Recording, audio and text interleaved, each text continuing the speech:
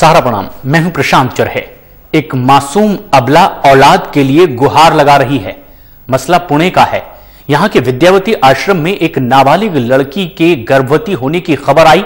समय मुंबई ने सबसे पहले इस प्रकरण को उजागर किया और कुछ दिनों पहले एक बच्ची को इसने जन्म भी दिया। अब उसे उसकी बच्ची से दूर करने की कोशिश की जा रही है और ये नाबालिग मां अपनी बच्ची के लिए मदद की गुहार लगा रही है।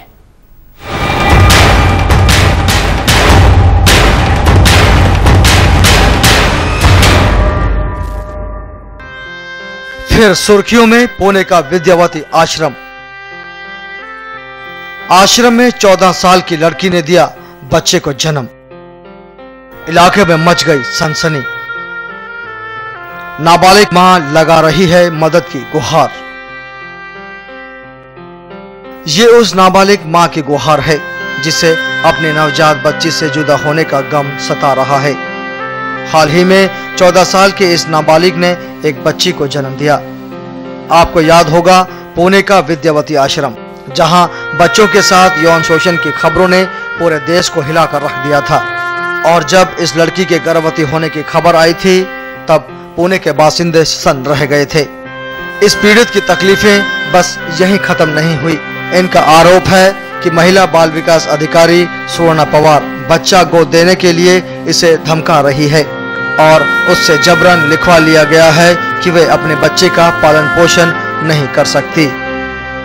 त्यांनी मला सांगितलेलं की बाळ दत्तक द्यायचंय आणि म्हटले की तुझं वय कमी आहे तर तू सांभाळू नाही शकत बाळाला आणि माझे घरचे पण नव्हते माझ्याकडे तर मी काहीच करू नाही शकत होती। तर मी ती म्हटली की मला रिटर्न मध्ये दे की तू बाळ दत्तक देणार आहे आणि मी एवढी घाबरली होती की मी डायरेक्ट लिहून दिलं की मैं बाळ दत्तक देणार है। जब आश्रम में नाबालिग बच्चियों के साथ यौन शोषण की खबरें आई थी तब पुलिस ने अपनी खाल बचाने के लिए 12 साल के 2 छात्रों को लड़की के साथ बलात्कार करने के आरोप में गिरफ्तार भी किया था। इसके बाद ना तो पुलिस ने जांच आगे बढ़ाई और ना ही आश्रम ने कोई कार्रवाई की। मजबूर होकर पीड़ित लड़की के परिजनों ने अदालत का दरवाजा जरूर खटखटाया। मुलीच्या आयुष्याची बरबादी केली। मला माझ्या मुली जशा आहे तशा पाहिजे। तर त्याच्यानंतर काय परत बोललेच नाही। तर मग मी परत गेले बाळातीन झाल्यावर। ते मुलीला मला म्हणले बघायचंय का? तर म्हणलं मला बघायचं नाही, माझ्या मुलीला दाखवा। ते म्हणले तुम्हाला मुलगी दाखवणार नाही। म्हणलं कशासाठी? तर म्हणतात कोर्टाची ऑर्डर आणा। माइनर बच्ची है जो विक्टिम है उससे रिलिंक्विश करवा दिया गया है बच्चा, उससे लिख के ले लिया गया है प्रेगनेंसी में during not before like not after delivery, पहले ही उससे लिख के ले लिया गया है कि वो बच्ची को गोद देना चाहेगी, अपने बच्चे को गोद देना चाहेगी। तो दिस इज शॉकिंग। साफ नजर आ रहा है कि प्रशासन दोषियों को बचाने में जुटा हुआ है। पूरे मामले पर पहले तो पर्दा डालने की कोशिश की गई, लेकिन जब अपराध बेपर्दा हो गया तब अपनी खाल बचाने के लिए पुलिस ने कार्रवाई तो की, लेकिन वो महज खानापूर्ति से ज्यादा कुछ भी नहीं थी।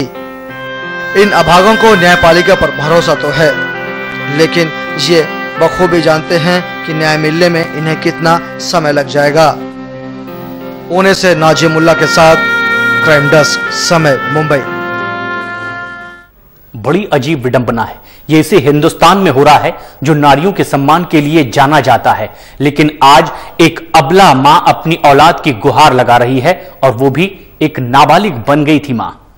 एक अहम मसला है और इस पर चर्चा के लिए कुछ खास मेहमान इस वक्त हमसे सीधे जुड़ रहे हैं। यामिनी अड़वे जी जो ये जांच कमेटी की सदस्य हैं, इस पूरे प्रकरण के लिए जो जांच कमेटी बनाई गई थी। यामिनी जी आपका बहुत बहुत स्वागत है, पुणे से आप जुड़ रही हैं। और सुवर्णा पवार जी से भी हम बात करेंगे इस पूरे प्रकरण में, और साथ ही साथ अरविंद सिंह साहब हैं कानूनी मामलों के जानकार, आपका भी बहुत बहुत स्वागत है। और सुरभि शर्मा प्रवक्ता है वी द पीपल की, आप सभी का बहुत बहुत स्वागत है। सबसे पहले इस पूरे प्रकरण में जो कानूनी पेचीदगियां सामने आ सकती है उसके बारे में अरविंद जी मैं सबसे पहले आपसे जानना चाहूंगा कि इस पूरी स्टोरी को आपने नजदीक से देखा और समझा है, क्या कुछ उलझने इसमें आपको कानूनी तौर पर समझ में आ रही हैं? कानूनी तौर से कोई उलझन नहीं है प्रशांत। ऐसा है कि कानून में साफ साफ लिखा है minors consent is no consent. Minor से जो इन लोगों ने कंसेंट लिया है उसकी कोई वैल्यू नहीं है कानून के सामने जी। इनको अगर और एक तो नाबालिग है तो उसके माँ बाप या जो भी उसके रिश्तेदार हैं उनकी कंसेंट बहुत जरूरी है, वो सब कुछ किया नहीं है तो कानून में ये ठहरेंगे नहीं।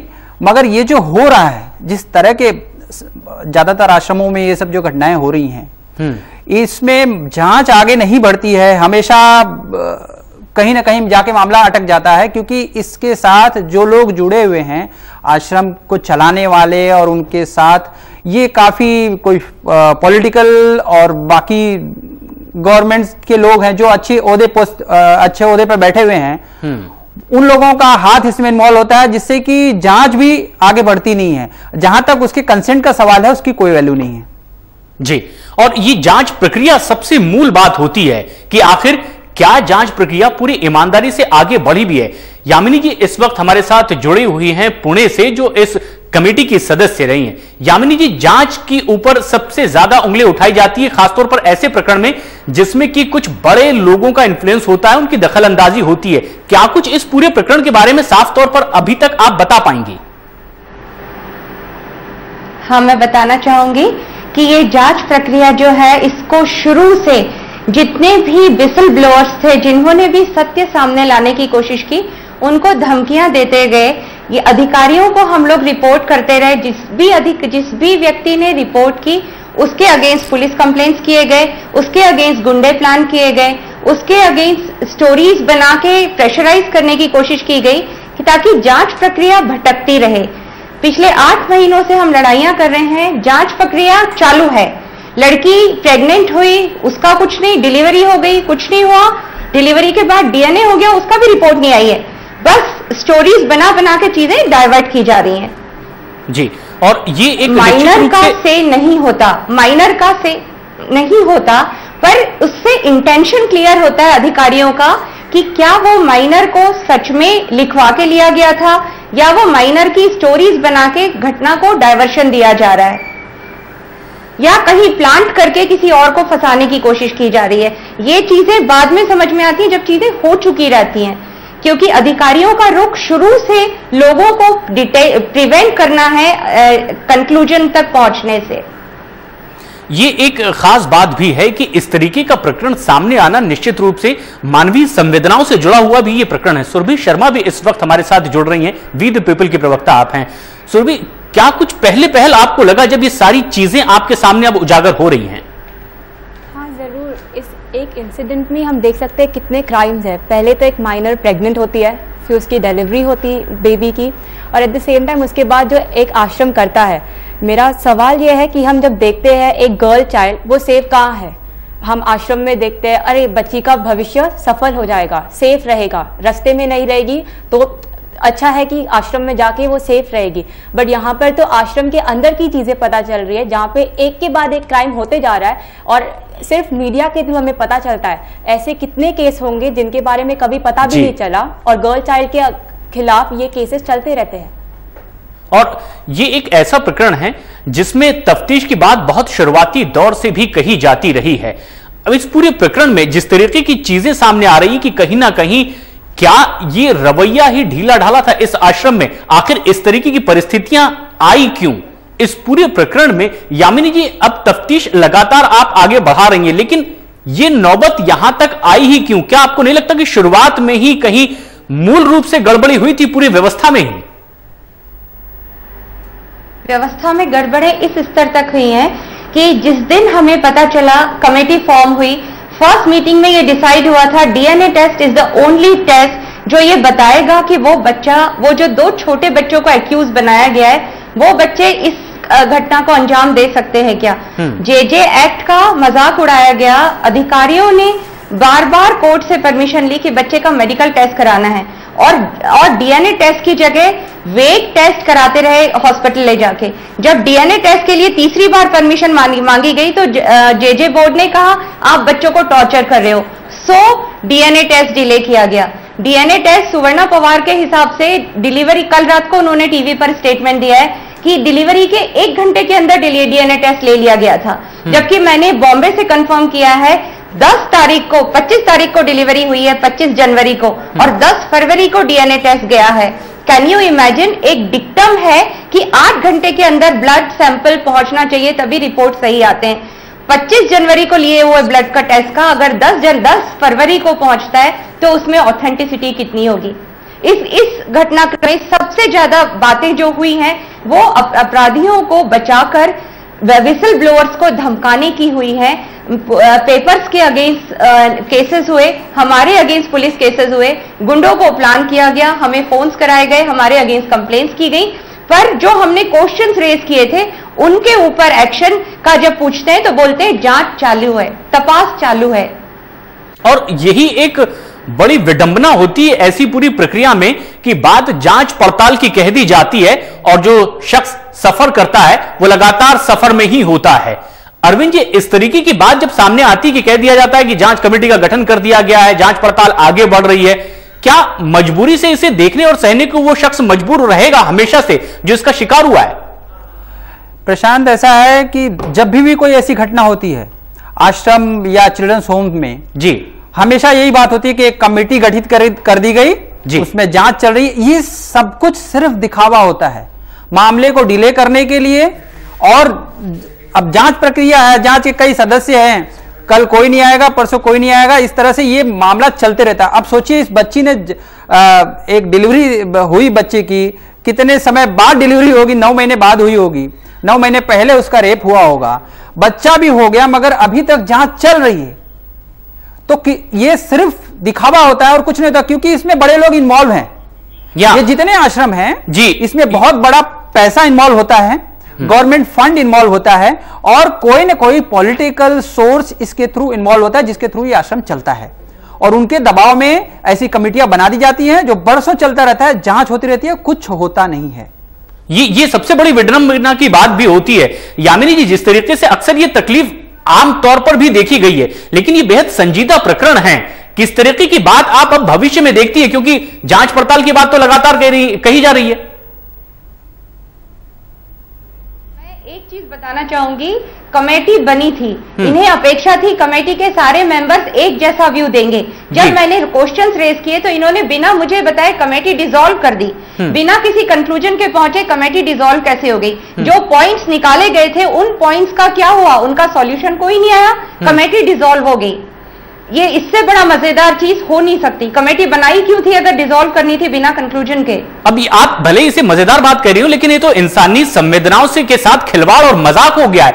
अब यामिनी जी, क्या सूरत हाल आप देखती है, इस प्रक्रिया को आखिर कहां और किस तरह से आगे बढ़ाया जा रहा है? मैं आपको एक चीज बता दूं, जो अपराधी अफसर हैं जो सामने दिख रहे हैं, रोज कैमरे पे अपने वर्जन्स बदल रहे हैं, रोज अपराध पे अपराध करते जा रहे हैं। कल उस विक्टिम को ले जाके इन्होंने, कैन यू बिलीव, किसी को विश्वास होगा कि विक्टिम को जज के सामने खड़ा करके झूठा बयान दिलाया गया। और परसों दूसरा विक्टिम का स्टेटमेंट था, कल दूसरा था, सुवर्णा पवार का रात को स्टेटमेंट दूसरा था, आज सुबह के दूसरे टॉक शो में दूसरा था। वो अपराध पे अपराध करते जा रहे हैं अफसर। उन अफसरों पे कार्यवाही क्यों नहीं हो रही? बड़ा सीधा सा बात है, कोई बहुत बड़ा चेन है जिसका वो अफसर सिर्फ एक लिंक है, उसे डर नहीं है अपराध करने में, इसलिए वो भयानक अपराध करते जा रहा है। हम शोर मचा रहे हैं, कंक्लूजन के नाम पे हमें बताया जाता है जांच चालू है जी, और एक मासूम की जिंदगी के साथ खिलवाड़ हुआ है, लगातार वो आगे भी जारी है। ऐसे में आखिर अब वो उम्मीद भरी निगाहों से देखे भी तो किसे, ये एक अहम सवाल भी है। और हमारे साथ सुरभि भी जुड़ी हुई है। सुरभि, जब इस तरीके के प्रकरण सामने आते हैं, आपको लगता है कि बेबसी से सहना ही एक रास्ता रह गया है या कोई कदम और आगे उठाए जा सकते हैं, क्योंकि जांच पड़ताल की बात लगातार कही जा रही है? जैसे आपने कहा, बेबसी के साथ ही रहना जीना पड़ता है, वैसे ही हो चुका है। ये लड़की से नाबालिग 14 साल की है, पूरी जिंदगी बाकी है अभी आगे। इतनी उम्र में इतना सब कुछ हो चुका है, और ऊपर से जो आश्रम के अंदर का इंटरनल प्रेशर होगा उसके ऊपर, आप वो सोचिए उसके ऊपर क्या इंप्रेशन पड़ रहा होगा। उसको ऑलरेडी लाइफ में पता चल गया कि वो एक वीकर सेक्शन है एंड उसको हर टाइम ये सहना पड़ेगा। आई गेस अभी एक हाई टाइम आ चुका है कि हमें एक इंटरनल पुलिसिंग चाहिए, जहाँ पे स्पेशली आश्रम जैसी जगह जहाँ पे भेजा जाता है कि हम सेफ रहे, उधर एक कंट्रोल हो। बिकॉज ये एक बड़ा चेन है, ये एक ही केस नहीं है, ऐसे कितने केस है। ये केस आया है सामने, इसका मतलब हमें पुलिसिंग की रियली में जरूरत है। और ये अब समझने वाली बात होगी। और जो इस पूरी प्रक्रिया में शामिल है सुवर्णा पवार अधिकारी, उनसे भी हम संपर्क करने की कोशिश कर रहे हैं। फोन उनकी ओर से पिक नहीं किया जा रहा है। आप तीनों खास मेहमान लगातार हमारे साथ बने रहें। एक अहम मसला है कि आखिर एक मासूम के साथ खिलवाड़ हुआ और लगातार वो आगे भी जारी है। क्या कुछ हो सकता है इसमें रास्ता, चर्चा करेंगे आप तमाम लोगों से। फिलहाल एक छोटा सा ब्रेक, आप बने रहें हमारे साथ।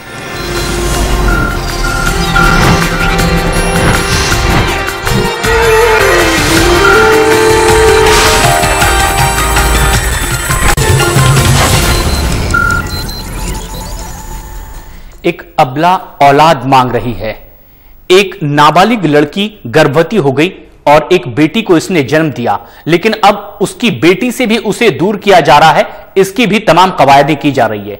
क्या यही इस लड़की के साथ न्याय होगा? जांच कमेटी का गठन तो कर दिया गया था। चर्चा के लिए हमारे साथ तीन खास मेहमान जुड़े हुए हैं। यामिनी अड़वे जी हैं जो इस जांच समिति की सदस्य रही हैं जिसे डिसॉल्व कर दिया गया, पुणे से ये जुड़े हुई हैं। अरविंद सिंह जी एडवोकेट जुड़े हुए हैं और सुरभि शर्मा हैं प्रवक्ता वी द पीपल की। यामिनी जी, आपसे यह जानना चाहेंगे, क्या दर्शकों की जानकारी के लिए आप ये बता सकते हैं कि शुरुआती दौर में जब एक नाबालिग 14 साल की लड़की गर्भवती हो जाती है, इस प्रक्रिया को कितनी संजीदगी से शुरू में लिया गया, पड़ताल कहां पर आकर के ठहरी इस समय दिखाई देती है? जांच जो है शुरू से ही गड़बड़ें होती रही जी। 18 तारीख को आश्रम ने रिपोर्ट किया था सुवर्णा पवार को कि लड़की प्रेग्नेंट है जी। 22 तारीख को एफआईआर की गई क्योंकि 21 तारीख को शायद मिनिस्टर मैम पुणे आ रही थी और उनके सामने अगली शो नहीं होना चाहिए। इतना भयानक क्राइम हुआ जो 4 दिन तक कंट्रोल किया गया।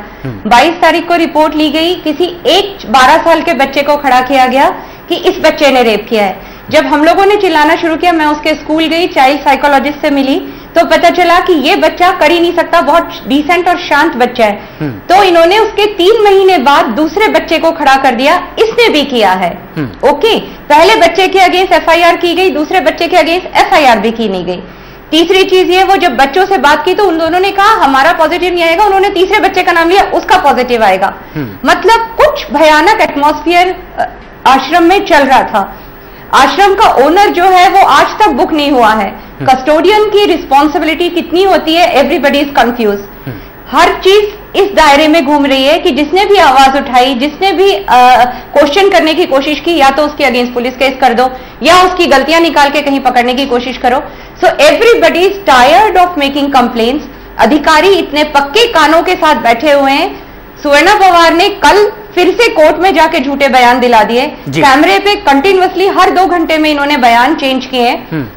लड़की का अभी तक कोई सिचुएशन इंप्रूव नहीं हुई है, वो जैसी थी वैसी की वैसी, वो वैसी ही त्रासदी अभी भी झेल रही है। यामिनी जी, आपसे और ये भी जानना चाहेंगे, आप जांच कमेटी में रही हैं, क्या पॉलिटिकल इन्फ्लुएंस भी यहां पर कहीं ना कहीं नजर आ रहा है आपको, डायरेक्ट या इनडायरेक्ट रूप से?